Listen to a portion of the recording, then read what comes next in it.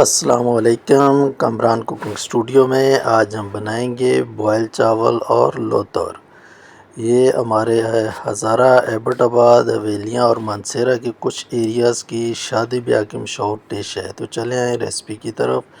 बिस्मिल्लाहिर्रहमानिर्रहीम। सबसे पहले हमने आयल गरम किया है और उसमें कुछ खड़े मसाले डाले हैं और उनमें तेज़पत्ता, दालचीनी, लौंग, जायफल, थोड़ा थोड़ा और ज़ीरा है। और फिर प्याज को हमने डाल के ब्राउन कर लिया है और उसके बाद अदरक और लहसुन का पेस्ट इसमें शामिल कर दिया है। जब प्याज ने कलर चेंज किया है तो उसके बाद और इसको हमें अच्छे तरीके से ब्राउन करना है। इसमें जो है प्याज को अच्छे तरीके से ब्राउन होना चाहिए। या शोरबे वाली या थोड़ी ग्रेवी वाली जो भी गोश्त की आप रेसिपी बना रहे हैं तो उसमें प्याज को ब्राउन करना चाहिए, तभी उसका टेस्ट निकल के आता है। तो जब ये ब्राउन हो चुका है तो हल्का सा इसमें पानी ऐड किया है कि ये प्याज को नरम कर देगा। थोड़ी देर के लिए इसको ढाँप देंगे। उसके बाद इसमें चम्मच हिला लें और इस पे फिर जो 2 अदद हमारे पास टमाटर थे बड़े साइज़ के वो काट दिए। रफली से काटे हैं कि जितनी देर में हमारा गोश्त तैयार होना है तब तक ये प्याज और टमाटर जो है हमारा बिल्कुल ही मैश हो जाएगा। तो आप भी इसी तरह रफली से काट के इसमें शामिल कर दें और उसके बाद इसमें जो स्पाइसेस वगैरह जाएंगे वो हम इसमें ऐड कर देंगे। तो बिस्मिल्लाहिर्रहमानिर्रहीम। जो स्पाइसेस हम डाल रहे हैं उनमें नमक, सुरख मिर्च, कश्मीरी लाल मिर्च, हल्दी, पिसा हुआ धनिया, ज़ीरा और हींग है थोड़ी सी। तो ये हम इसमें ऐड कर देंगे। अभी इसको भी पकाना है और जब भी ये स्पाइसेस इसमें डालें तो हल्का सा साथ में पानी भी डालें। अगर बिल्कुल मसाला खुश्क है तो अगर थोड़ा बहुत टमाटर का पानी पहले से मौजूद है तो फिर उसको नहीं डालने की ज़रूरत। लेकिन ये मसाले को जो है ना अच्छी तरीके से आपने बनाई करनी है। तरकारी जो भी आप बना रहे होते हैं उसका डिपेंड करता है उसके जायका उसकी बनाई पे। पहले मसाला अच्छे से बनाई करें उसके बाद जो बाकी चीज़ें हैं। तो अभी हम इसमें मटन ऐड कर रहे हैं।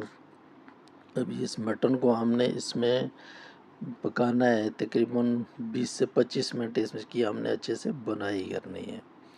तो जितना आप इसको अच्छे से भुनेंगे उतना टेस्ट आएगा और जो मटन की महक स्मेल सी होती है वो भी ख़त्म हो जाएगी।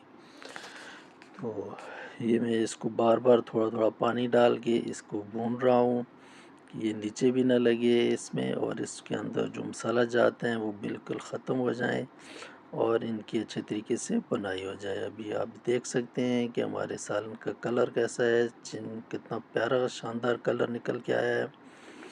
तो आपने भी इसी तरह मेहनत करनी है इसकी बुनाई पे। जितनी बुनाई करेंगे उतना अच्छा टेस्ट निकल के आएगा।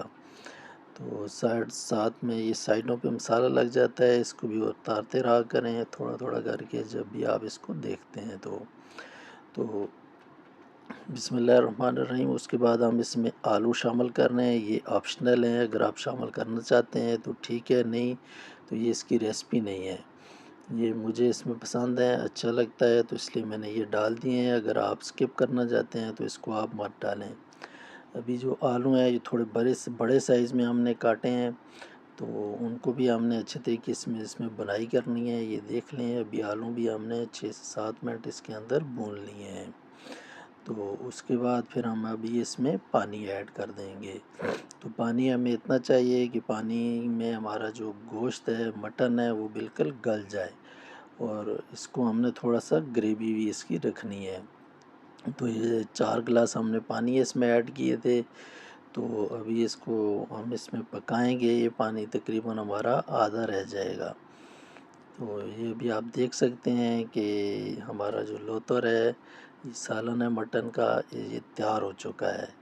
तो इस पे भी हम ये गार्निश कर रहे हैं अदरक और धनिया और हरी मिर्च का। तो आप माज़रत करेंगे कि बॉयल चावल हम जो है करते हुए वीडियो नहीं बना सके। तो भी आप देख सकते हैं कि चावल बॉयल करके हम इसको फाइनल लुक दे रहे हैं। तो ये जो लोतर है ये इसी तरह बॉयल चावल के ऊपर जो है डाला जाता है और इसको ना ज़्यादा शोरबे की शक्ल में पतला रखना है और ना ज़्यादा ग्रेवी की शक्ल में बहुत ज़्यादा गाढ़ा रखना है। हल्का सा थिक सा होता है, तो ये इसके साथ बहुत मज़े का और बहुत टेस्टी इसका जायका होता है। तो आप भी इस रेसिपी को देखते हुए आप भी ट्राई ज़रूर कीजिएगा। उम्मीद करता हूँ कि इंशाल्लाह ये आपको पसंद आएगा। थोड़ा इसकी बुनाई करें, मेहनत होती है उस पे, बाकी इस पे इतना टाइम नहीं लगता है। तो मिलते हैं नेक्स्ट वीडियो में। अल्लाह हाफिज़।